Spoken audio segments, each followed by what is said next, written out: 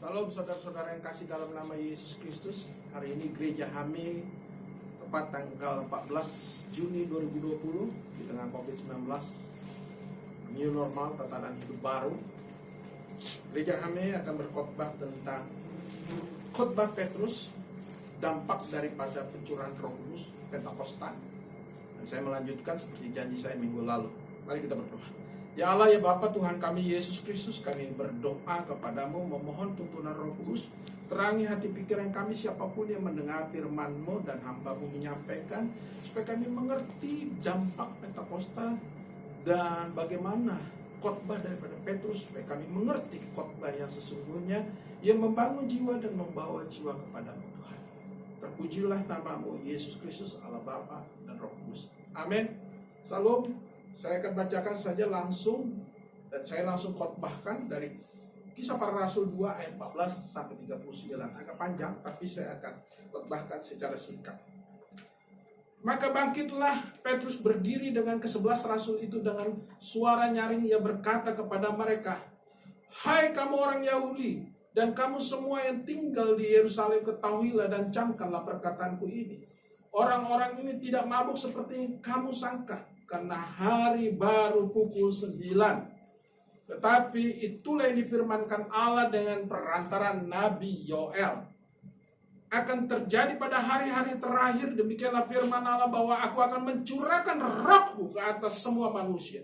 Maka anak-anakmu laki-laki dan perempuan akan bernubuat, dan teruna-terunamu akan mendapat penglihatan-penglihatan, dan orang-orangmu yang tua akan mendapat mimpi. Juga ke atas hamba-hambaku laki-laki dan perempuan akan kucurahkan rohku pada hari-hari itu, dan mereka akan bernubuat.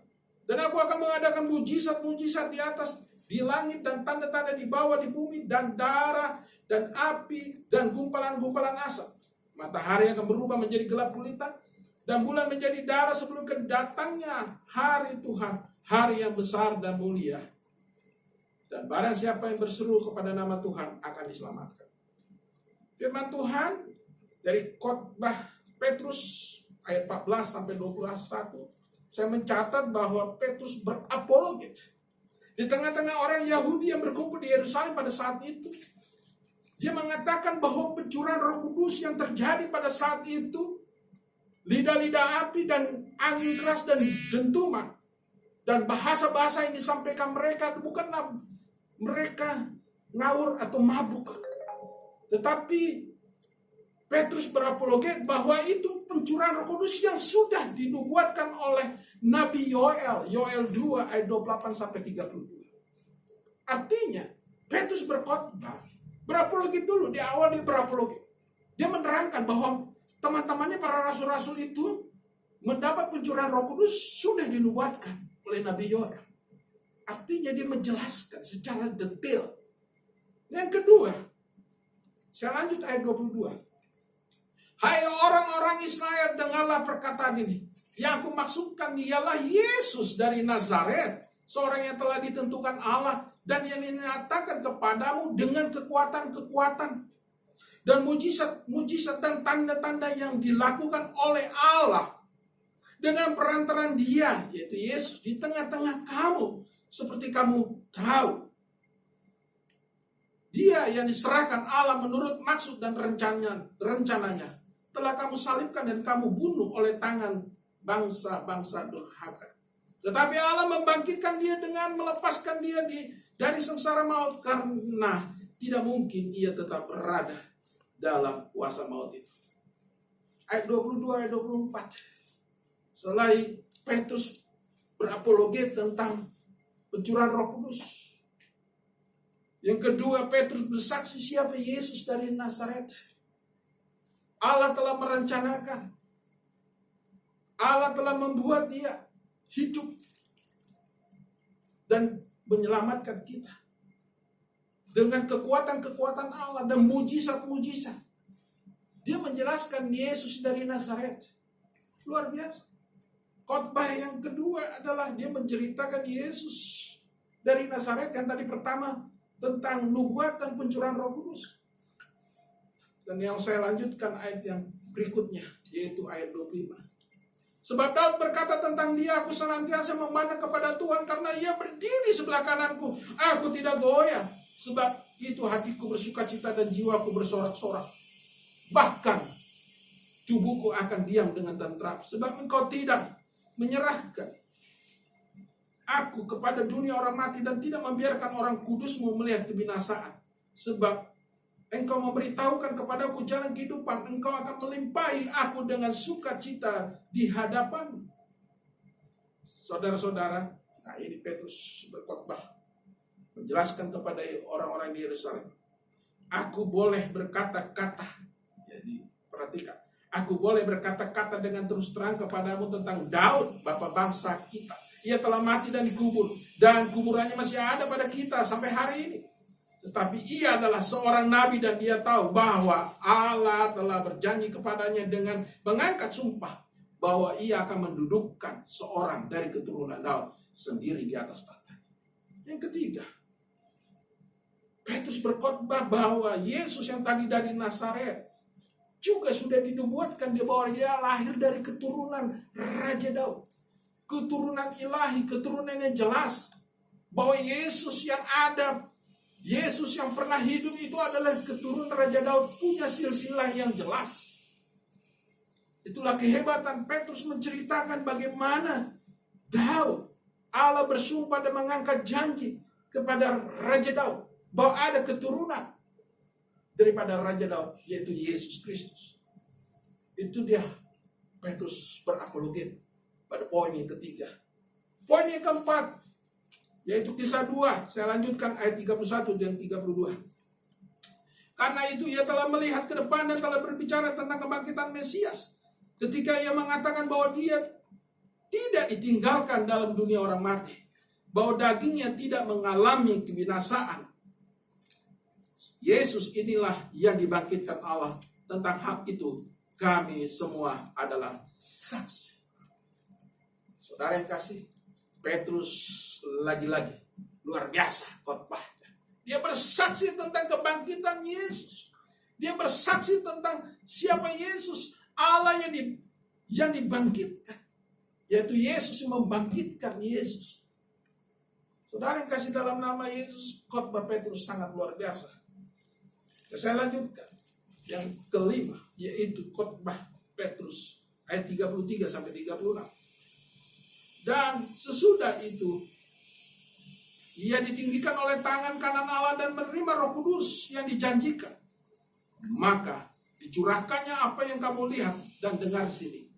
Sebab bukan Daud yang naik ke sorga, malah Daud sendiri berkata, Tuhan telah berfirman kepada Tuanku, duduklah di sebelah kananku sampai kubuat musuh-musuhmu menjadi tumpuan kakimu. Jadi, nah ini Petrus juga mengatakan kepada orang-orang Israel pada saat itu. Jadi seluruh kaum Israel harus tahu dengan pasti bahwa Allah telah membuat Yesus yang kamu salibkan itu menjadi Tuhan dan Kristus. Saudara yang kasih dalam nama Yesus. Yang kelima, Petrus berapologet bahwa Yesus yang disalibkan adalah Tuhan. Khotbah Petrus yang kelima adalah menceritakan bahwa Yesus yang disalibkan adalah Tuhan dan Kristus. Saudara yang kasih dalam nama Yesus. Dari kelima poin ini, bahwa Petrus yang pertama tadi saya katakan berapologet, menceritakan pencurahan Roh Kudus, yaitu Pentakosta. Dia menjelaskan apa itu Pentakosta dari kitab Nabi Yoel. Yang kedua, dia bersaksi Yesus yang dari Nazaret. Dia menjelaskan keberadaannya, eksistensinya, sejarahnya, dan buktinya. Yang ketiga, Petrus juga berapologet bahwa Yesus yang sudah dibuatkan dari keturunan Raja Daud. Punya silsilah keturunan ilahi yang jelas. Dan Allah telah mengangkat sumpah dengan Nabi dan Raja Daud. Yang keempat, Petrus juga bersaksi tentang kebangkitan Yesus. Dia bersaksi. Dan yang terakhir, Petrus berapologet bahwa Yesus yang disalibkan adalah Tuhan. Luar biasa. Kalau kita lihat khotbah daripada Petrus sangat sistematik. Dan saya akan lanjutkan kembali. Apa hasil dari khotbah? Yaitu ayat yang ke-37. Mari kita baca. Ketika mendengar hal itu, hati mereka sangat terharu. Lalu mereka bertanya kepada Petrus dan rasul-rasul yang lain, apakah yang harus kami perbuat, saudara-saudara? Lihat, saudara, ada respon dari orang yang mendengar, ada respon dari jemaat yang mendengar. Khotbah itu harus ada kuasa. Khotbah itu membuat orang ada respon. Ya, pada hari ini mau katakan, khotbah itu harus mempunyai feedback. Ya, jangan pendeta berkhotbah, jemaat tidur. Pendeta berkhotbah, jemaat tidak peduli. Hari ini saya mengingatkan, kiranya khotbah itu ada kuasa. Khotbah itu punya kuasa daripada Roh Kudus, sehingga orang yang mendengar khotbah itu mempunyai respon panggilan. Saya akan lanjutkan. Panggilan apa? Yaitu ayat 38 yang menjadi garis besar Petrus, yaitu jawab Petrus kepada mereka, bertobatlah, hendaklah kamu masing-masing memberi dirimu dibaptis dalam nama Yesus untuk pengampunan dosa, maka kamu akan menerima karunia Roh Kudus. Ini yang menjadi poin yang terpenting. Setelah mendengar firman Tuhan, setelah mendengar penjelasan khotbah, Petrus mengajak orang untuk bertobat dan memberi diri dibaptis. Baptiso untuk pengampunan dosa. Selayaknya orang yang menerima Yesus dan menerima pengampunan dosa, dia menyerahkan diri untuk dibaptis sebagai komitmen untuk pertobatan. Artinya orang yang sudah akil balik, orang yang sudah mengerti, dia menerima baptiso, yaitu baptisan pertobatan. Seharusnya seperti itu. Itu kata firman, bukan kata saya, bukan denominasi, bukan aliran gereja, tapi firman. Baptis. Orang yang sudah akil balik, mengerti pertobatan, mengerti keselamatan, dia menyerahkan diri untuk dibaptis. Selanjutnya, apa yang menjadi panggilan dan tantangan? Ayat 39, sebab, saya katakan sebab bagi kamulah janji itu, bagi anak-anakmu, bagi banyak orang yang masih jauh, yaitu sebanyak yang akan dipanggil oleh Tuhan Allah kita. Firman Tuhan pada hari ini juga mengatakan bahwa keselamatan dan pertobatan itu bukan pada saat itu saja, tetapi sifatnya universal, continuous. Banyak yang Tuhan akan panggil untuk dibaptis. Banyak orang yang akan menerima keselamatan. Tantangan daripada khotbah Petrus pada saat itu berlaku pada saat itu sampai selama-lamanya. Dan saya ingatkan dalam Lukas 24 ayat 48, sebelum Yesus naik ke surga, Tuhan juga mengatakan kepada mereka, beritakanlah berita pertobatan dan pengampunan dosa. Sehingga itu berlaku sifatnya universal di segala masa sampai akhir zaman. Dan yang terakhir, apa yang dikatakan Petrus ayat 40. Dan dengan banyak perkataan lain lagi, ia memberi suatu kesaksian yang sungguh-sungguh, dan ia mengecam dan menasihati mereka, katanya, berilah dirimu diselamatkan dari angkatan yang jahat ini. Saudara yang kasih dalam nama Yesus, khotbah Petrus sangat luar biasa. Dia menantang para jemaat, umat, orang Yahudi di Yerusalem pada saat dan sampai sekarang untuk memberikan diri diselamatkan. Khotbah Petrus luar biasa. Coba kalau hari ini semua hamba Tuhan seperti itu, saya rasa banyak orang yang bertobat. Dan pada saat itu 3.000 orang dibaptis dan bertobat. Sungguh luar biasa, 3.000 orang. Seandainya di Indonesia seperti itu, khotbah yang membangkitkan pertobatan, khotbah yang menjelaskan siapa Yesus, hari ini mungkin banyak orang yang menerima Yesus. Indonesia membutuhkan saudara. Dan terakhir kesimpulannya, ada kuasa dalam khotbah Petrus sehingga respon ada daripada pendengar. Ada panggilan dan tantangan Tuhan untuk mendengar. Kiranya dampak Pentakosta ada pada kita semua. Siapapun, bukan hanya pendeta, bukan hanya penginjil, jemaat pun boleh menjelaskan siapa Yesus. Jelaskan keselamatan yang diberikan Yesus. Dan akhirnya tantang mereka untuk bertobat dan dibaptis untuk menerima pengampunan dosa dan karunia Roh Kudus. Selamatkan dari angkatan yang jahat ini.